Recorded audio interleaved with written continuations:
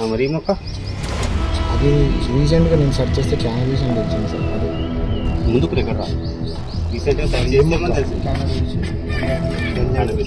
Software engineer అంటే సమాజంలో గౌరవం, నెలకు లక్షల్లో జీతం, ఏసీ గదుల్లో కూర్చొని చేసే పని. కానీ ఓ టెక్కీ మాత్రం ఆ గౌరవాన్ని గంగలో కలిపాడు. కోడింగ్ చేయాల్సిన చేతులతో గంజాయి మొక్కలకు నీళ్లు పోశాడు.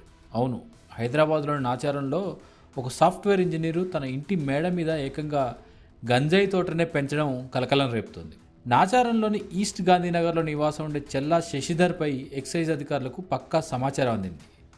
సోమవారం ఉదయం అధికారులు ఆకస్మిక తనిఖీ చేశారు. ఇంటి లోపలికి వెళ్లిన అధికారులు మేడ మీద కనిపించిన దృశ్యం చూసి ఆశ్చర్యపోయారు. అక్కడ పూల మొక్కలకు బదులుగా ఏపుగా పెరిగిన 17 గంజాయి మొక్కలు వారికి కనిపించాయి.